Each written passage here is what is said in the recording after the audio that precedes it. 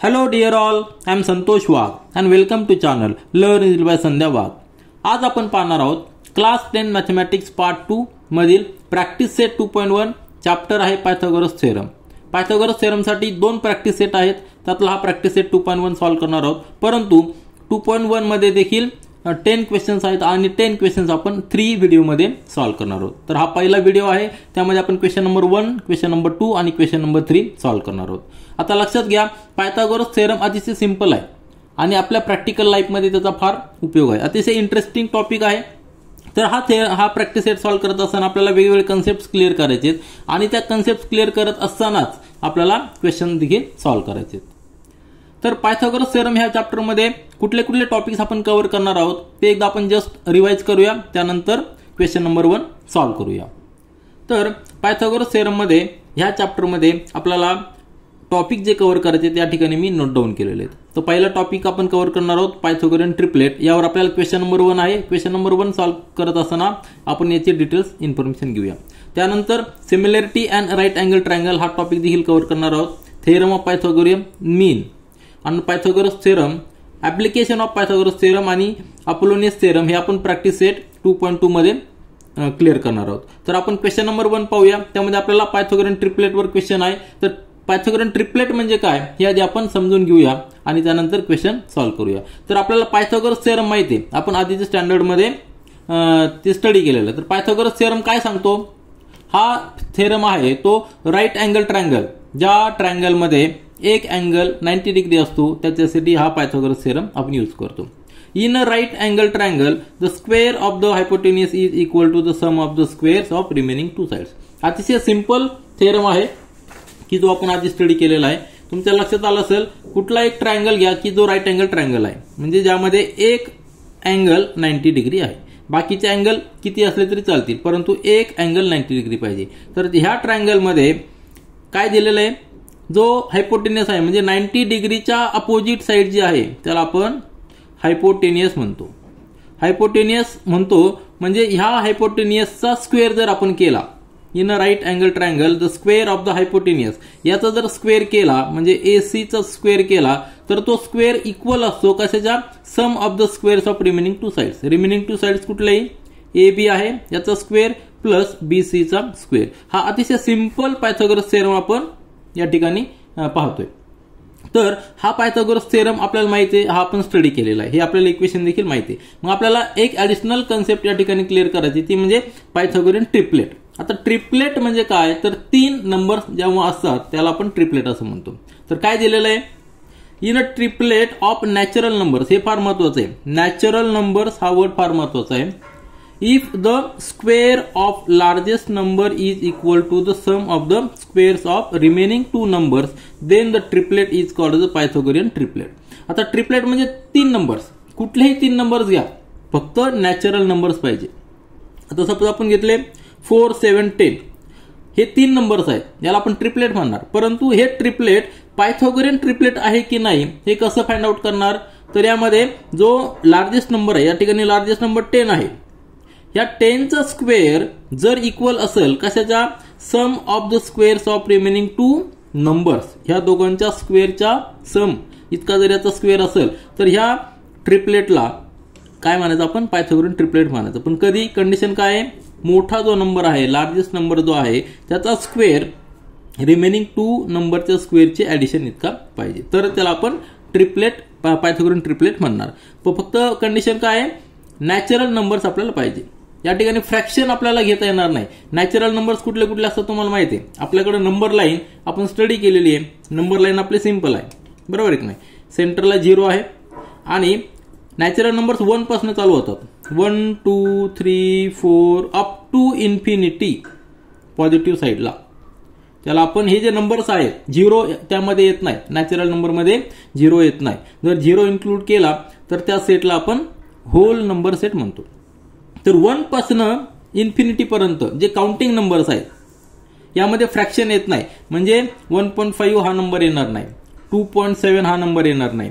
तर हे जे नंबर्स यामध्ये येणार नाही, इन्क्लूड होणार नाही, फक्त आपल्याला काउंटिंग नंबर्स घ्यायचे. असे नंबर्स ज्यावेळेस 3 नंबर्स एकत्र येतात त्यामध्येच आपल्याला फक्त पायथागोरियन ट्रिपलेट फाइंड आउट करता येतं. आणि त्यासाठी ऍडिशनल कंडिशन काय आहे? सपोज आपला एक पायथागोरन सिंपल 3 4 5. आता हे 3 नंबर्स आहेत, नॅचरल नंबर्स आहेत. यामध्ये कंडिशन अशी नाही की ते सिक्वेन्समध्ये पाहिजे. तुम्ही कुठल्याही सिक्वेन्समध्ये घ्या, फक्त जो लार्जेस्ट नंबर आहे त्याचा स्क्वेअर, लार्जेस्ट नंबरचा स्क्वेअर या ठिकाणी 25 आहे आणि 2 रिमेनिंग 2 नंबरचा स्क्वेअर त्यांची ॲडिशन इतकं पाहिजे. हे जर असेल तर हा ट्रिपलेट आहे. हे 3 नंबर्स पायथागोरन ट्रिपलेट आहे. या ठिकाणी नॅचरल नंबरचा ट्रिपलेट कुठला असू शकतो, परंतु तो पायथागोरन ट्रिपलेट आहेत की नाही त्यासाठी ही कंडिशन दिलेली. तर अतिशय सिंपल कन्सेप्ट आहे. फक्त एक लक्षात ठेवा, या ठिकाणी आपल्याला नॅचरल नंबर्स घ्यायचे, यामध्ये फ्रॅक्शन येणार नाही.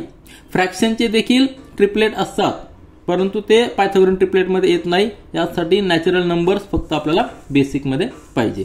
तर तुमच्या लक्षात आलं असेल की ट्रिपलेट काय आहे. तर ह्या ट्रिपलेटवर आपल्याला क्वेश्चन नंबर 1 सॉल्व्ह करायचा आहे, तो आपण सॉल्व्ह करूया. प्रॅक्टिस सेट 2.1 मधील क्वेश्चन नंबर 1 पहा.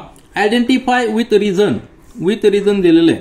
Which of the following are Pythagorean triplet. आता रिझन काय असू शकतं, तर रिझन एवढंच आपण लिहू शकतो की ज्या ट्रिपलेटमध्ये लार्ज नंबर, मोठा जो नंबर आहे त्याचा स्क्वेअर हा इतर 2 नंबरच्या स्क्वेअरच्या ॲडिशन इतका आहे.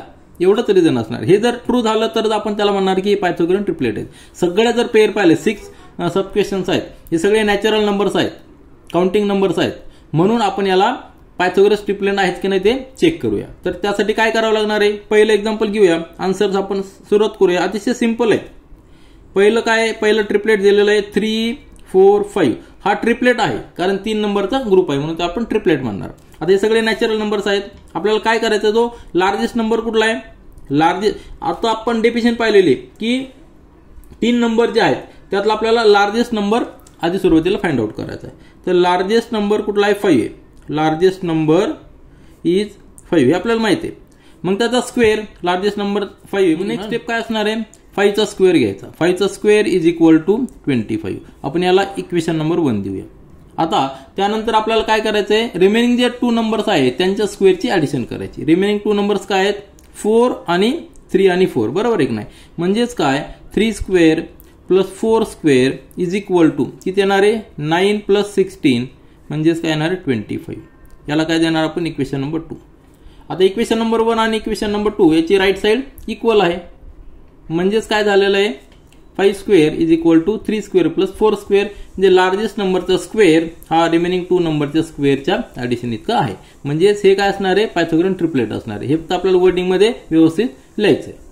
मग आपण या ठिकाणी आन्सर लिहिलेलं आहे, from equation 1 and 2 right sides are equal, therefore left side must be equal. म्हणजे 5 square is equal to 3 square plus 4 square. याचा अर्थ काय झाला, as squares of largest number is equal to the sum of the squares of remaining 2 numbers in triplet of 3 4 5. This triplet is a Pythagorean triplet. हे झालं आपलं answer. आता second सब question पहा. Triplet दिलेले 4 9 12 सगळे नॅचरल नंबर्स आहेत. 3 numbers आहेत या ठिकाणी.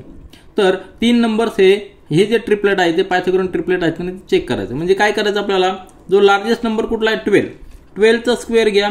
12 चा स्क्वेअर किती येणार आहे 144. याला आपण इक्वेशन नंबर 1 देऊया.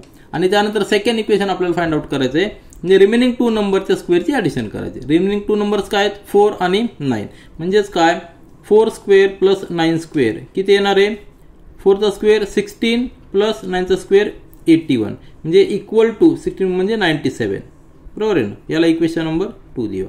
आता from equation 1 and 2, from equation 1 and 2 left sides equal आहेत का, नाही. म्हणजे सॉरी, राईट साइड इक्वल आहेत का, नाही. म्हणजे लेफ्ट साइड इक्वल नसणार आहे.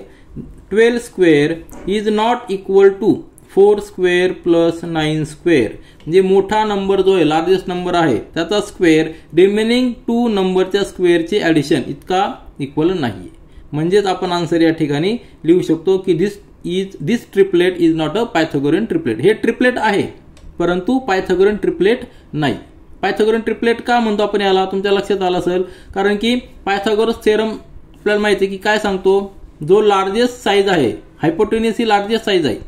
आपण आत्ताच पाहिलं की ABC जर आपण ट्रायंगल म्हटलं आणि हा B 90 डिग्री असेल तर AC काय आहे, लार्जेस्ट साईज आहे. म्हणजेच लार्जेस्ट साईजचा square is equal to AB square plus BC square. हा पायथागोरसचा थेरम सांगतो आणि त्याच पद्धतीने आपण या ठिकाणी चेक करतोय. ही जर कंडिशन ट्रू झाली तर हा पायथागोरियन ट्रिपलेट होऊ शकतो, म्हणून आपण त्याला पायथागोरन ट्रिपलेट असं म्हणतो. या ठिकाणी इक्वल आहेत का नाही, म्हणजे हे जे ट्रिपलेट आहे ते पायथागोरन ट्रिपलेट नाही, ते आपण या ठिकाणी लिहूया. तर आपण आन्सर लिहिलेलं आहे, as square of largest number is not equal to the sum of the squares of remaining two numbers in triplet 4, 9, 12 this triplet is not a Pythagorean triplet. हे झालं आपलं आन्सर. आणि आन्सर विथ रिझन आपल्याला सांगितलेलं म्हणून आपण reason देखील या ठिकाणी लिहितोय. तिसरा सब क्वेश्चन पहा, ट्रिपलेट दिलेलं आहे 5, 12 आणि 13. तर आन्सर सोल्युशन मध्ये आपण काय लिहिणार, लार्जेस्ट नंबर कुठला आहे 13. 13चा स्क्वेअर इज इक्वल टू 169 आपल्याला माहिती आहे, त्याला इक्वेशन नंबर 1 देऊया. त्यानंतर रिमेनिंग टू नंबर्स कुठले आहेत 5 आणि 12, त्यांच्या स्क्वेअरची ऍडिशन करूया. 5 square plus 12 square that is equal to 25 plus 12चा स्क्वेअर 144 आणि ऍडिशन किती येते याची 169. हे झालं इक्वेशन नंबर 2. म्हणजेच काय 5 square plus 12 square is equal to 169. याला आपण इक्वेशन नंबर 2 देऊया. ठीक आहे. तर इक्वेशन नंबर 1 आणि इक्वेशन नंबर 2 मध्ये राईट साइड इक्वल आहे. Therefore from equation 1 and 2 right side are equal, therefore left side must be equal. म्हणजे 13चा square is equal to 5 square plus 12 square. आपली कंडिशन सॅटिस्फाय झालेली आहे पायथागोरन ट्रिपलेटसाठी. काय कंडिशन आहे की लार्जेस्ट नंबरचा स्क्वेअर हा रिमेनिंग टू नंबरच्या स्क्वेअरची ऍडिशन इतका पाहिजे. आपलं हे ट्रू झालेलं आहे, म्हणून ही ट्रिपलेट पायथागोरन ट्रिपलेट आहे. ते आपण आन्सरमध्ये लिहूया. आन्सर आपण लिहिलेलं आहे, as square of the largest number is equal to the sum of the squares of remaining two numbers in triplet 5, 12, 13 this triplet is a Pythagorean triplet. याचा अर्थ काय झाला, जर आपण एक राईट अँगल ट्रायंगल काढला, त्याच्यामध्ये जर एक साइड 12 असेल आणि एक साइड जर 13 असेल, या ठिकाणी समजा ही 12 आहे, ही पायथागोरस हायपोटेन्यूस 13, ही 12 आणि 5, तर हा राईट अँगल ट्रायंगल असणार आहे, हा 90 डिग्री असणार आहे. आणि ज्यावेळेस हा 90 डिग्री असेल त्यावेळी आपल्याला माहिती आहे की हायपोटेन्यूसचा स्क्वेअर रिमेनिंग टू साइडचा स्क्वेअरची ऍडिशन असतो.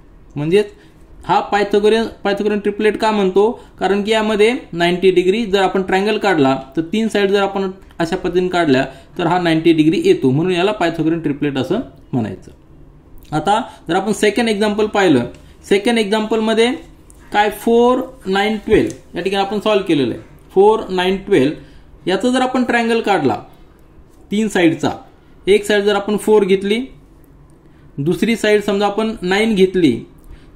9 कशी घेणार आपण, या ठिकाणी कंपासने आपल्याला मार्क करावं लागणार, बरोबर आहे की नाही. एक साइड अशी 9 येणार आहे, या ठिकाणी 9 येणार. समजा 9चा एक आपण आर्क मारला आणि 12चा जर आर्क मारला तर तो साधारण असा येईल. म्हणजे हा जो पॉइंट असणार आहे हा अँगल 90 डिग्री नसणार आहे. अलग लक्षात, जर ही 4 असेल, ही 9 असेल, ही 12 असेल. म्हणजे जेव्हा आपण हे 3 नंबर्सचा जर ट्रायंगल काढण्याचा प्रयत्न केला तर या ठिकाणी कुठलाही अँगल 90 डिग्री येणार नाही. म्हणून ह्या ट्रिपलेटला पायथागोरन ट्रिपलेट आपण म्हणणार नाही. परंतु आत्ताच्या एक्झाम्पलमध्ये जे आपलं ट्रिपलेट आहे 5, 12, 13 याचा जर आपण ट्रायंगल काढला तर आपल्याला एक अँगल 90 डिग्री मिळणार आहे, म्हणून याला पायथागोरन ट्रिपलेट असं म्हणायचं. आता फोर्थ सब क्वेश्चन पहा, ट्रिपलेट दिलेलं आहे 24, 70, 74. आता आपण आत्ताच सांगितलेलं आहे, समजा आता ह्या 3 साइड घेऊन जर आपण ट्रायंगल काढण्याचा प्रयत्न केला तर आपल्याला फिगर काढून देखील आपल्याला कळू शकेल की त्यामध्ये 90 डिग्री येतो का नाही. परंतु या ठिकाणी आपण कॅल्क्युलेशन करून ठरवणार आहोत की हे पायथागोरन ट्रिपलेट आहे की नाही. ते कसं ठरवायचं आहे, त्यामध्ये लार्जेस्ट नंबर कुठला आहे 74. तर 74चा स्क्वेअर करायचा. आता 74चा स्क्वेअर आपल्याला कोणाचाही पार्ट नसणार आहे, मग आपल्याला कॅल्क्युलेशन करावं लागणार 74 × 74. किंवा एक दुसरी मेथड म्हणजे काय, 74ला आपण कसं लिहू शकतो 70 + 4 ब्रॅकेटचा स्क्वेअर, बरोबर आहे की नाही. आपल्याकडे फॉर्म्युला आहे a + b ब्रॅकेट स्क्वेअर. त्याचा फॉर्म्युला म्हणजे काय a स्क्वेअर. फॉर्म्युला या ठिकाणी लिहितो मी, a + b ब्रॅकेटचा square is equal to a square + 2 × ab + b square. हा फॉर्म्युला आहे तो या ठिकाणी आपण यूज करूया. a म्हणजे 70, b म्हणजे 4. सिंपल फॉर्म्युला आहे. तर किती येणार आहे 70चा स्क्वेअर म्हणजे 7चा स्क्वेअर 49, त्यावर 2 0 म्हणजे 70चा स्क्वेअर आलेला आहे, प्लस 2 × दोघांचं मल्टिप्लिकेशन 70 × 4 म्हणजे काय झालेला 140, 280, बरोबर आहे की नाही. आणि 280चा डबल करायचं म्हणजे या ठिकाणी येणार आहे 560 प्लस 4चा स्क्वेअर 16. यांची जर आपण ऍडिशन घेतली तर ती ऍडिशन किती येणार आहे, या ठिकाणी 6 येणार आहे, या ठिकाणी परत 6 + 1 म्हणजे 7 येणार आहे, नंतर 5 + 9 म्हणजे 14 येणार आणि कॅरीओव्हर म्हणजे 5. 5476 काय आलेला आहे 74चा स्क्वेअर. तुम्ही जर वेगळे कॅल्क्युलेशन केलं तरी ते तेवढंच येणार आहे. याला इक्वेशन नंबर 1 देऊया. नंतर नेक्स्ट स्टेपमध्ये रिमेनिंग 2 नंबर्स आहे त्यांच्या स्क्वेअरची ॲडिशन करायची. म्हणजेच काय 24चा स्क्वेअर प्लस 70चा स्क्वेअर.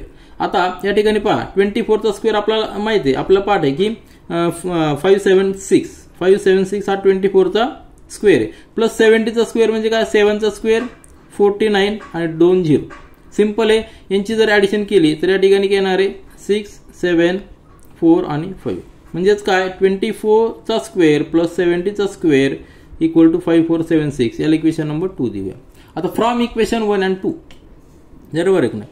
फ्रॉम इक्वेशन 1 and 2 आपल्याला काय करता येईल, राईट साइड इक्वल आहे म्हणून लेफ्ट साइड इक्वल लिहू शकतो. देअरफॉर 74चा square is equal to 24 square plus 70 square.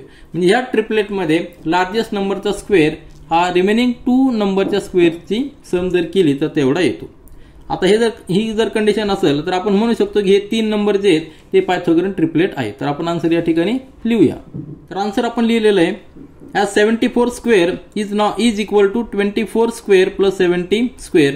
म्हणजेच काय लिहिलेलं आहे आपण as square of largest number is equal to the sum of the squares of remaining 2 numbers in a triplet of 24 70 74. This triplet is a Pythagorean triplet. म्हणजे आपण practically काय करू शकतो, फिगर काढू शकतो, एक ट्रायंगल काढू शकतो की ज्याची एक साइड 70 आहे, एक साइड 70 आहे, दुसरी साइड 24 आहे. तर ज्यावेळेस आपण तिसरी साइड आपण काढू म्हणजे काय करणार, या ठिकाणी 27 ही लाईन आपण 70 काढली तर आपल्याला काय करायचं आहे, दुसरी साइड काढायची एक 24. म्हणजे इथनं आपण एक 24चा आर्क मारणार आणि ह्या पॉईंटपासून आपल्याला 74चा आर्क मार्क करा. तर हा जो पॉईंट येणार आहे हा पॉईंट जर आपण जॉईन केला तर ही 74 असणार, ही 24 असणार आहे. त्यावेळी हा जो अँगल येणार आहे हा अँगल 90 डिग्री येणार आहे. म्हणजेच काय 74चा स्क्वेअर म्हणजे पायथागोरस थेरम आपल्याला सांगतो की हायपोटेनस 90 डिग्रीच्या अपोजिट हायपोटेनस असणार आहे. हायपोटेनसचा स्क्वेअर 74चा square hypotenuse square is equal to remaining 2 साइडच्या स्क्वेअरची ॲडिशन असणार आहे. हे कशामुळे सांगू शकतो आपण, पायथागोरस थेरमनी. पायथागोरस थेरम आपण काय यूज करू शकतो, कारण हा 90 डिग्री आलेला आहे. हा 90 डिग्री कसा आलेला आहे तर आपण फिजिकली प्रॅक्टिकली या ठिकाणी ट्रायंगल फॉर्म केलेला आहे की ज्याचा बेस 70 आहे, आर्क फाउंडर केले, आर्क मार्क केलेले या ठिकाणी 24चा आणि इकडनं 74चा, कारण आपल्याला 3 साइड्स दिलेल्या आहेत. त्यावेळी हा जर अँगल मेजर केला तर हा 90 डिग्री येतो. म्हणजेच हा जो ट्रिपलेट असणार आहे याला ट्रिपलेट आपण पायथागोरन ट्रिपलेट का म्हणतो, तुमच्या लक्षात आलं असेल की जेव्हा आपण ट्रायंगल काढतो त्यावेळी हा अँगल 90 डिग्री होतो, म्हणून याला पायथागोरन ट्रिपलेट म्हणायचं. आता 5वा सब क्वेश्चन पहा. ट्रिपलेट दिलेलं आहे 10 24 27. मग प्रोसिजरप्रमाणे लार्जेस्ट नंबर आपल्याला त्याचा स्क्वेअर घ्यायचा, 27चा स्क्वेअर 729 आणि रिमेनिंग 2 साइडच्या स्क्वेअरची ॲडिशन म्हणजे 10 स्क्वेअर प्लस 24 स्क्वेअर. 10चा स्क्वेअर 100, 24चा 576 म्हणजे 676. आता फ्रॉम इक्वेशन 1 आणि 2 याला इक्वेशन नंबर 1 दिलं, इक्वेशन नंबर 2 दिलं. आपल्याला राईट साइड इक्वल नाही म्हणून लेफ्ट साइड इक्वल असणार आहेत का, नाही. 27चा square is not equal to 10 square plus 24 square. म्हणजे जेव्हा साइड इक्वल नाही त्यावेळी आपण म्हणू शकतो की हा पायथागोरन ट्रिपलेट नाही. आन्सर काय लिहिलेलं आहे, as square of the largest number is not equal to the sum of the squares of remaining 2 numbers the triplet 10 24 27. This triplet is not a Pythagorean triplet. याचा अर्थ काय, जर आपण ट्रायंगल काढण्याचा प्रयत्न केला तर आपल्याला असं जाणवेल की जर आपण 3 साइड घेतल्या 10 24 27, एक आपण 10 साइड काढली आणि त्यानंतर 24चा एक आर्क आपण मार्क केला आणि नंतर 27चा एक आपल्याला आर्क मार्क करायचा, तर तो 24चा आर्क सपोज या ठिकाणी येईल, असा आर्क येणार आहे या ठिकाणी, आणि 27चा आर्क कुठे येणार आहे, तो या ठिकाणी समोर कुठेतरी येईल, बरोबर आहे की नाही. म्हणजेच काय, याचा अर्थ काय, हा जो अँगल असणार आहे हा अँगल 90 डिग्री नसणार आहे. ही जर ट्रिपलेट काढली तर हा 10 24 आणि 27 असा येणार आहे. हा अँगल 90 डिग्री नसणार आहे, म्हणून हा राईट अँगल ट्रायंगल तयार होणार आहे का नाही. म्हणून ह्या ट्रिपलेटला आपण काय म्हणणार, ह्या ट्रिपलेटला आपण म्हणणार आहोत की ही पायथागोरन ट्रिपलेट नाहीये. आता शेवटचा सब क्वेश्चन पहा. 3 नंबर्स आहेत 11 60 आणि 61. लार्जेस्ट नंबर कुठला आहे 61. आता 61चा स्क्वेअर आपल्याला घ्यायचा, कसा घेणार, आपला त्या ठिकाणी पार्ट नाही म्हणून आपण 60 + 1 असं करू शकतो, त्याचा ब्रॅकेटचा स्क्वेअर. म्हणजे आपल्याला फॉर्म्युला यूज करता येईल a + b bracket square that is equal to a square + 2ab + b square. हा फॉर्म्युला आपण यूज करू शकतो. a म्हणजे 60, b म्हणजे 1. आता या ठिकाणी काय येणार आहे, 60चा स्क्वेअर प्लस 2 × 60 × 1 प्लस 1चा स्क्वेअर म्हणजेच काय, 60चा स्क्वेअर म्हणजे 6 याचा स्क्वेअर किती येणार आहे, 3600. बरोबर आहे की नाही. या ठिकाणी लिहू आपण 3600 प्लस 2 × 60 म्हणजे 120 × 1 म्हणजे 120 प्लस 1चा स्क्वेअर 1. ॲडिशन जर केली तर या ठिकाणी किती येणार आहे, 3721 म्हणजे 61चा स्क्वेअर किती आलेला, 3721. त्याला इक्वेशन नंबर 1 देऊया. आता नेक्स्ट स्टेप मध्ये आपल्याला रिमेनिंग 2 नंबरचा स्क्वेअरची ॲडिशन घ्यायची. म्हणजेच काय, 11चा स्क्वेअर प्लस 60चा स्क्वेअर. हे सिंपल आहे. 11चा स्क्वेअर आपल्याला माहिती आहे 121, 60चा स्क्वेअर 3600.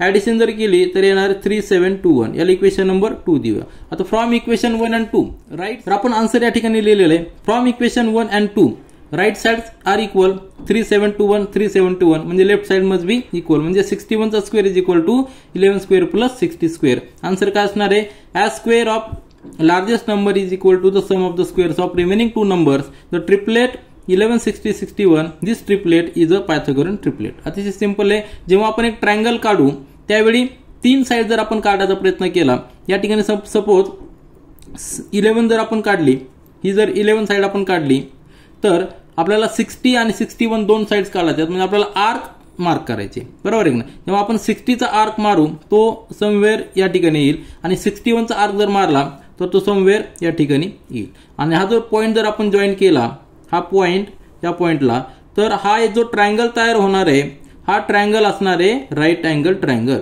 हा 90 डिग्री असणार आहे. म्हणजे आपण या ठिकाणी पायथागोरस थेरम यूज करू शकतो. हा हायपोटेन्यूस असणार आहे 90 डिग्रीच्या समोर. म्हणजे 61चा स्क्वेअर हायपोटेन्यूसचा स्क्वेअर रिमेनिंग साइडच्या स्क्वेअरची ॲडिशन इतका असतो. म्हणजे आपण या ठिकाणी हे पायथागोरन ट्रिपलेट का म्हणतो, तर आपण जर ट्रायंगल काढला तर या ठिकाणी 90 डिग्री येतो, म्हणून याला पायथागोरन ट्रिपलेट असं म्हणतो. तर सिंपल कन्सेप्ट आपण क्वेश्चन नंबर 1 मधून समजून घेतलेला आहे की पायथागोरन ट्रिपलेट कशाला म्हणतात ते. यानंतर आपण प्रॅक्टिस सेट 2.1 मधील क्वेश्चन नंबर 2 पाहूया. इन फिगर 2.17 ह्या फिगरमध्ये angle MNP is equal to 90 degree. म्हणजे हा एन अँगल 90 डिग्री दिलेला आहे.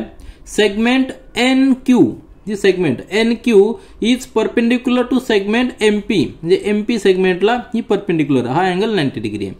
नंतर MQ म्हणजे M पासून Q ही सेगमेंट दिलेली 9 युनिट आणि QP दिलेली 4 युनिट.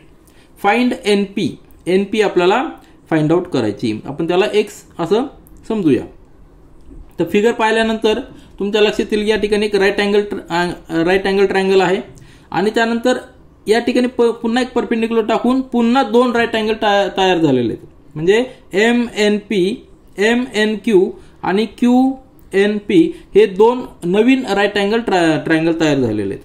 आता ही फिगर पाहिल्यानंतर आपल्याला 2 कन्सेप्ट या ठिकाणी क्लिअर करावे लागतील. ते म्हणजे similarity and right angle triangle आणि NQ कॅल्क्युलेट करण्यासाठी एक थेरम आहे, तो थेरम ऑफ जॉमेट्रिक मीन आपल्याला व्यवस्थित समजून घ्यावे लागतील. ते आपण आधी समजून घेऊया, त्यानंतर क्वेश्चन सॉल्व्ह करूया.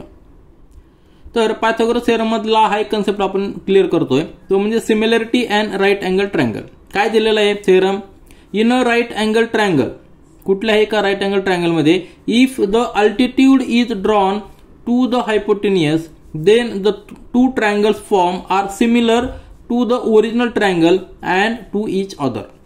ह्या थेरमचा अर्थ काय की एका कुठल्याही राईट अँगल ट्रायंगल मध्ये जर आपण एक अल्टिट्यूड ड्रॉ केला, कुठं हायपोटेनियसवर, कुठनं ड्रॉ करू शकतो, तर जो अँगल 90 डिग्री असेल तिथनं आपण अल्टिट्यूड ड्रॉ करू शकतो. त्यावेळी जे 2 ट्रायंगल तयार होतात, म्हणजे आता आपला क्वेश्चन आहे त्या क्वेश्चननुसार त्या ठिकाणी आपण अल्टिट्यूड ड्रॉ केलेला आहे हायपोटेनियसवर ह्या अँगल पासून. त्यावेळी जो 2 ट्रायंगल तयार झालेले आहेत ते दोन्ही ट्रायंगल सिमिलर असतात. कशाला, to each other and the original triangle, हा तो थेरम सांगतो. आणि ह्या थेरमचा यूज करून आपण एक geometric mean he concept clear केलेली. थेरमचा यूज करून जॉमेट्रिक मीन ही कन्सेप्ट काय या ठिकाणी पुन्हा एकदा पहा. या ठिकाणी मी लिहिलेलं आहे जॉमेट्रिक मीन म्हणजे काय. थेरम ऑफ जॉमेट्रिक मीन काय सांगतो, in a right angle triangle the perpendicular segment to the hypotenuse, म्हणजे perpendicular segment to the hypotenuse from the opposite vertex is the geometric mean of the segment into which the hypotenuse is divided. आता हा theorem समजून घ्या. आता ह्या थेरमचा use करून आपल्याला हा क्वेश्चन सॉल्व्ह करायचा. म्हणजे थेरम काय सांगतो की in a right angle triangle, एक राईट अँगल ट्रायंगल घ्या, सिंपल राईट अँगल ट्रायंगल, ज्यामध्ये एक 90 डिग्री असणार आहे. The perpendicular segment to the hypotenuse, hypotenuse कुठला आहे, ए बी सी जर ट्रायंगल असेल, बी 90 डिग्री असेल तर त्याच्या अपोजिट जी साईड आहे ती हायपोटेनियस म्हणजे AC. Segment perpendicular to the hypotenuse. आता याला परपेंडिक्युलर कुठनं टाकायची, फ्रॉम द अपोजिट व्हर्टेक्स, त्याचा अपोजिट व्हर्टेक्स कुठला बी, बी पासून याला परपेंडिक्युलर ड्रॉ करायची, म्हणजे हा 90 डिग्री असणार आहे. सपोज याला पी म्हणू आपण. देन का आता ही जी सेगमेंट असणार आहे बीपी, ही segment is a geometric mean. BP is a geometric mean. Geometric mean म्हणजे काय आणि कोणाची जॉमेट्रिक मीन आहे, तर geometric mean of the segments into which the hypotenuse is divided. आता हायपोटेनियस डिवाइड झालेला आहे कशामध्ये, हा एसी काय आहे, हायपोटेनियस आहे, आपल्याला माहिती आहे कारण की तो 90 डिग्रीच्या अपोजिट साइड आहे. हायपोटेनियस जो आहे तो डिवाइड झालेला आहे कशामध्ये, एपी अँड पीसी मध्ये. कशामुळं, ह्या परपेंडिक्युलर सेगमेंटमुळे. हे जे दोन पार्ट्स तयार झालेले आहेत, जे सेगमेंट तयार झालेले आहे, त्यांचा जॉमेट्रिक मीन काय असणार आहे, जी आपण परपेंडिक्युलर टाकलेली बीपी ही जॉमेट्रिक मीन असणार आहे. जॉमेट्रिक मीनचा अर्थ काय, जर आपण जॉमेट्रिक मीनचा जर स्क्वेअर घेतला तर तो स्क्वेअर ज्या दोन सेगमेंटचा तो जॉमेट्रिक मीन आहे त्यांच्या मल्टिप्लिकेशन एवढा असतो. म्हणजेच BP square is equal to AP into PC. आणि याला आपण काय म्हणणार, प्रॉपर्टी किंवा theorem of the geometric mean.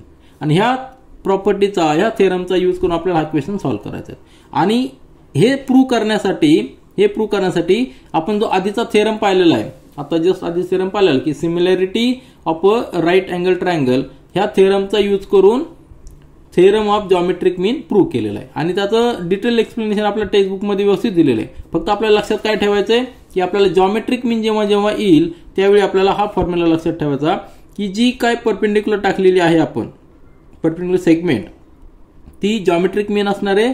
आणि ज्या हायपोटेनियसला डिवाइड केलेले त्याचे जे सेगमेंट असणार आहे त्यांचं मल्टिप्लिकेशन एवढी असणार आहे. तर हा फॉर्म्युला आपण यूज करूया आणि क्वेश्चन नंबर 2 सॉल्व्ह करूया. तर थेरम ऑफ जॉमेट्रिक मीनचा यूज करून आपल्याला एक्स ची व्हॅल्यू फाइंड आउट करायची.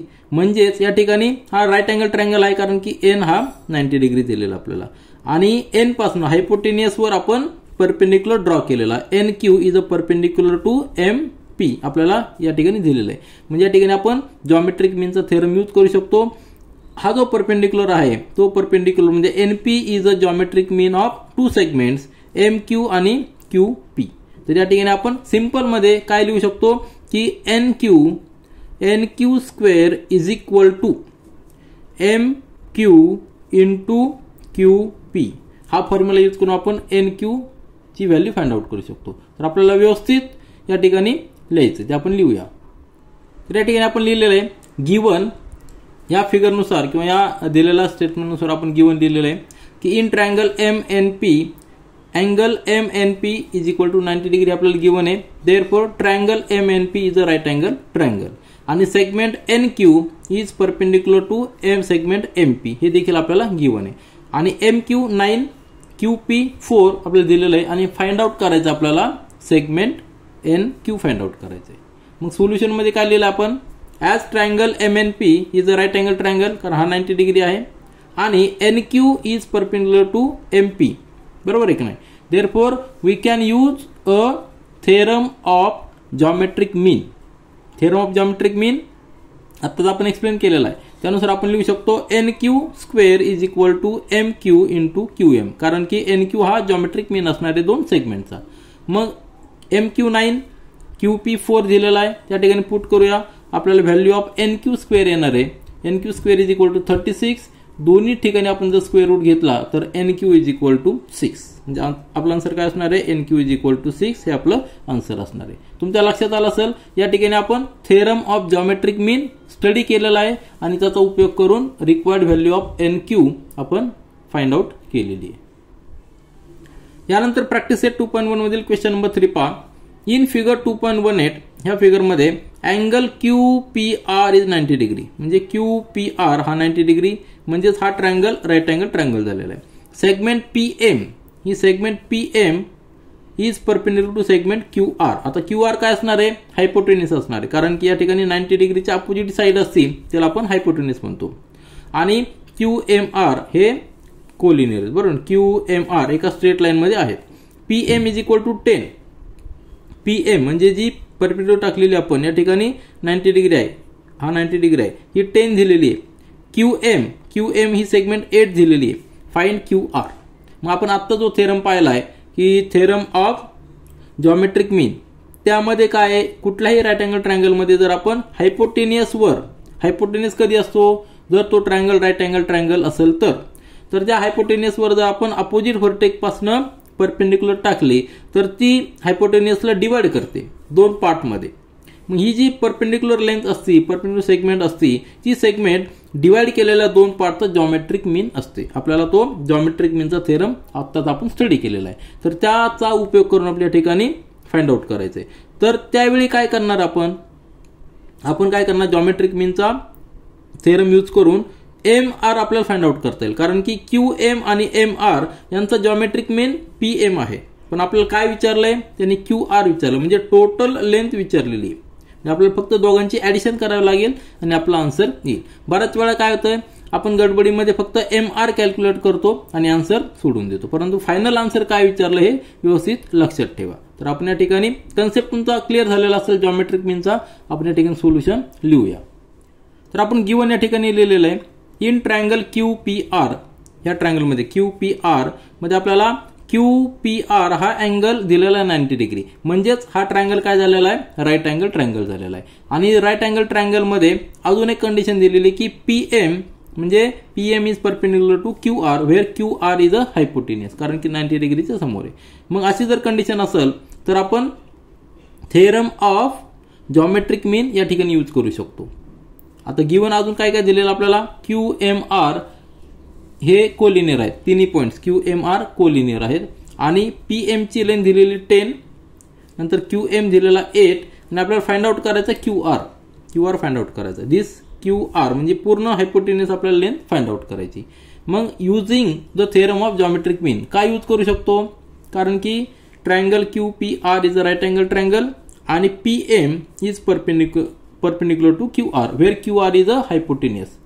थेरम काय सांगतो की जर तुम्ही राईट अँगल ट्रायंगल मध्ये हायपोटेन्यूस वर अपोजिट व्हर्टेक्स पासून जर परपेंडिक्युलर ड्रॉ केली तर ती जी परपेंडिक्युलर ड्रॉ केलेली असते ती जॉमेट्रिक मीन असते. कशाची, हायपोटेन्यूस जो डिवाइड झालेला असतो 2 सेगमेंटचा, त्यांचा तो जॉमेट्रिक मीन असतो. म्हणून हा थेरम आपण या ठिकाणी यूज करतोय, कारण सगळ्या कंडिशन या ठिकाणी सॅटिस्फाय होतात. मग काय लिहू शकतो आपण, PM square is equal to QM into MR, कारण की PM हा परपेंडिक्युलर ड्रॉ केलेला आहे हायपोटेन्यूस वर, QM आणि MR हे 2 सेगमेंट झालेले आहेत हायपोटेन्यूसचे. मग PM दिलेला आपल्याला 10 चा square is equal to QM 8 दिलेला आहे इंटू MR. मग MR असंच ठेवला आणि 8 या ठिकाणी ट्रान्सफर केला, म्हणजे 10 स्क्वेअर अपॉन 8 म्हणजे 100/8. कॅल्क्युलेशन करा, या ठिकाणी येणार 8 म्हणजे 8, 8 टू द 16, 4 राहिले आणि 8 5 ज 40, 12.5 या ठिकाणी आलेलं आहे. म्हणून MR इज इक्वल टू 12.5. आता नुसतं MR आपल्याला फाइंड आउट करायचं का, नाही, आपल्याला QR फाइंड आउट करायचं. आपल्याकडे जी व्हॅल्यू आलेली आहे ती व्हॅल्यू आलेली आहे MR ची व्हॅल्यू आलेली, ती किती आलेली आहे 12.5. आपल्याला काय कॅल्क्युलेट करायचं आहे, QR, म्हणजे दोघांची ऍडिशन घेऊ शकतो. ऍडिशन काय घेऊ शकतो, कारण की आपल्याला काय दिलेलं आहे की हे जे पॉइंट्स आहेत QMR हे एका स्ट्रेट लाईन मध्ये आहेत, म्हणून आपण यांची ऍडिशन घेऊन QR फाइंड आउट करू शकतो. आणि तेच आपण या ठिकाणी लिहिलेलं आहे. काय लिहिलेलं आहे, as Q'(M'(R) is given, we can write QR is equal to QM plus MR.